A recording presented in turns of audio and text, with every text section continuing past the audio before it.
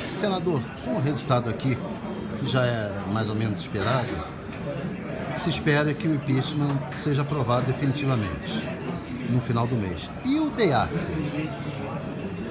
O que vai ser? Bom, after é after, é depois, não é?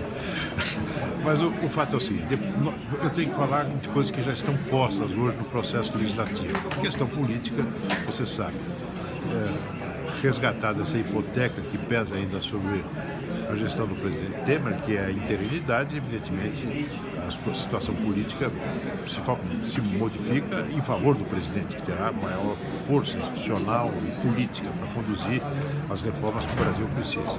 Agora, falando apenas aquilo que está colocado hoje já no Congresso.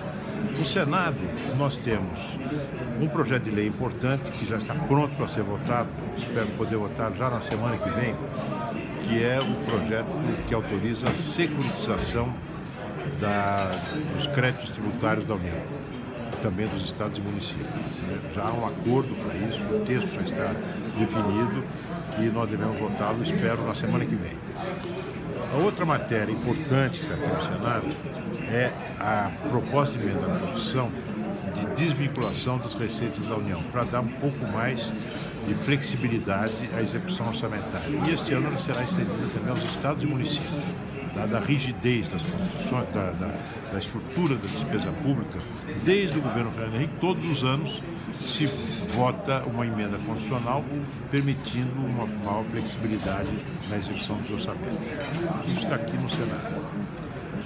Virá para o Senado, logo, o projeto de lei que define os termos da renegociação da dívida dos estados. Está sendo votado na Câmara, virá para o Senado e aí é uma matéria urgente que deverá ser votada porque os governos estaduais estão aqui com a corda no pescoço e precisam ter algum respiro para poder continuar executando os serviços públicos que são de competência deles. Agora, na Câmara dos Deputados, só falando das coisas que estão postas, uma matéria importantíssima é a proposta de emenda constitucional que define um teto no gasto público. O objetivo é colocar um freio na expansão do gasto público, na expansão para que o déficit fiscal, ao longo do tempo, possa ser reduzido e ser melhor administrado, o que levará a consequências muito benéficas para o conjunto da economia, a começar pela possibilidade de reduzir a taxa de juros. Essas são as matérias que estão colocadas. Agora, evidentemente, o presidente Michel Temer já se pronunciou no sentido de, depois da votação do impeachment, iniciar a discussão e proporar ao Congresso Nacional reforma da Previdência e também alguma reforma nas leis trabalhistas. E também a questão da reforma política, estruturada em torno de dois pontos que já são objeto, digamos, de um entendimento muito amplo com os partidos da situação e também alguns partidos da oposição, que é a proibição de coligações nas eleições proporcionais e também uma cláusula de desempenho, de modo para que os partidos possam ter existência parlamentar, acesso ao fundo partidário, ter televisão, tenham um mínimo de representação eleitoral. Isso que está colocado e o que será colocado, digamos, no médio prazo. Está havendo muita mudança na Câmara ao projeto de teto, de gastos públicos, a discussão sobre a renegociação da dívida do Estado, e está havendo um temor do mercado com relação a se estar cedendo demais. Qual vai ser a postura do Senado? Bem, nenhum projeto que é enviado pelo Poder Executivo a um parlamento, seja no regime presidencialista como o nosso, seja no parlamentarismo, ele, quando envolve questões polêmicas, ele termina a sua tramitação do jeito que começou. Há sempre necessidade de ajustes para que ele seja aprovado. Especialmente nós vivendo o Brasil hoje numa situação complicada, não é? Especialmente a Câmara dos Deputados, muito fragmentada, são 29 partidos presentes na Câmara hoje. Uma força das corporações que é tradicional no Brasil, que se exerceu ao longo de toda a nossa vida republicana, especialmente na Constituinte. Então, é claro que o governo, para aprovar o projeto de lei, é preciso fazer algumas concessões, senão não aprova. Não é? Agora, a disposição do presidente e da sua base de apoio na Câmara, e será assim também no Senado, é preservar o essencial. Quer dizer, vamos dar mais tempo vamos aumentar o prazo de pagamento da dívida dos estados, que aliás já estava previsto no projeto inicial do presidente Dilma, e vamos dar um período em que 6 meses de carência, em que eles não precisarão mais pagar as parcelas mensais, e ao longo desses 6 meses até completar 2 anos, vai aumentando progressivamente o pagamento dessas parcelas, para que os estados possam minimamente cumprir suas obrigações, inclusive com a sua própria folha de pagamento. Agora, por outro lado, será estabelecida uma trava no aumento da despesa pública dos estados, especialmente no gasto pessoal. É claro que nós não podemos, com a lei estadual, exercer uma ingerência sobre o gasto de cada um dos poderes dos estados, executivo, judiciário e legislativo, mas haverá uma trava no crescimento global dessa despesa. O senhor não acha que vai ter também uma grande resistência popular, vai ter dificuldades? O senhor fala na reforma da Previdência, recolocar a reforma da Previdência, reforma das leis trabalhistas, isso não vai criar um ambiente de dificuldades? É preciso raciocinar da seguinte forma: a Previdência hoje ela é insustentável. Nós estamos caminhando a cada ano o aumento do déficit. É preciso mudar determinadas regras que são responsáveis pelo aumento contínuo do déficit da Previdência. Daqui a pouco não vai ter mais dinheiro para pagar os aposentados. Então é preciso que as pessoas compreendam isso. Se for explicado com clareza a situação atual, onde se quer chegar, preservando os direitos, e o principal direito é ter dinheiro para pagar as aposentadorias, eu não tenho dúvida que nós temos toda a possibilidade de aprovar. Já aprovamos, inclusive, a reforma da Previdência ampla no governo Fernando Henrique e no governo Lula, prosseguiu no governo Lula. Né? Quanto à reforma trabalhista, já existe hoje em muitas organizações sindicais a compreensão de que, preservados os direitos fundamentais que estão inscritos inclusive na Constituição, no artigo 6º, é possível fazer algum ajuste.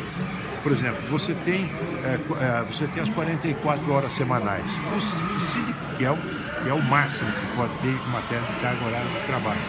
Agora, dentro desse limite, você pode ter, mediante acordos entre sindicatos, entre patrões e empregados, uma distribuição destas horas de acordo com a melhor conveniência de ambos os lados, da empresa e do trabalhador. Já existem propostas que estão muito amadurecidas no seio do próprio movimento sindical. Então é preciso ter coragem de enfrentar essas questões. Seu partido fez críticas, o José Aníbal foi à tribuna, depois de discutir internamente no partido.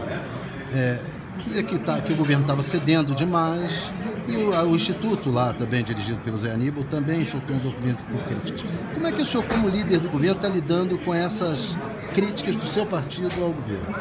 Eu acho que, primeiro, jamais eu iria me arvorar em censor de qualquer senador, muito menos um senador da importância do Zé Aníbal, a quem eu estimo pessoalmente e admiro como homem público.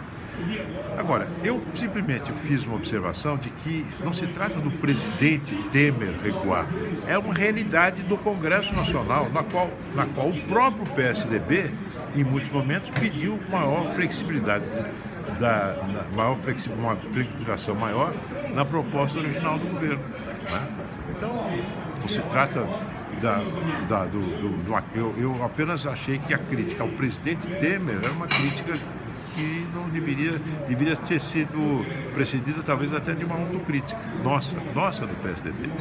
Eu acredito que algumas votações que nós tivemos aqui, eu me incluo nisso, né, foram erradas.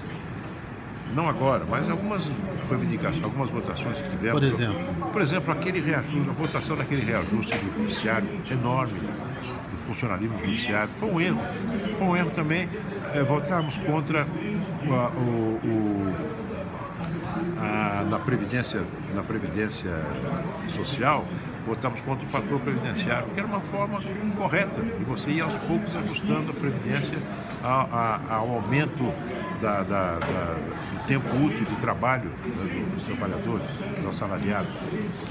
Agora, eu acho que a crítica, que o Zé Aníbal fez é um alerta importante. Eu também me preocupo com a situação fiscal e o próprio presidente Temer tem imensa preocupação com ela. Tanto é que das matérias a que eu me referi agora há pouco, no início da nossa conversa, mas todas elas, se não todas elas, dizem respeito à situação fiscal, que é o grande problema do Brasil. E é por isso que a Dilma, aliás, está sendo objeto desse processo de impeachment.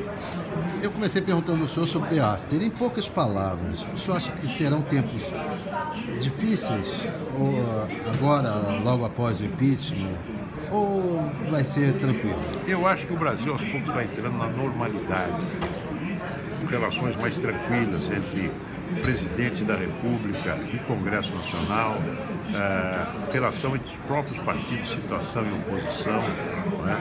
Alguns temas nós temos que procurar um mínimo de convergência entre algumas questões que são fundamentais para a vida do país, como por exemplo a questão fiscal, a questão da necessidade do equilíbrio fiscal, né? Eu acho que o presidente Temer tem virtudes, qualidades pessoais que o habilitam a ser um líder nesse momento, um momento em que é necessário mais união, um certo apaziguamento, respeito às leis. Sem a Dilma vai ser mais fácil conversar com o PT? Eu acho que nem o próprio PT conversa direito com a Dilma. Essa é a realidade dos fatos.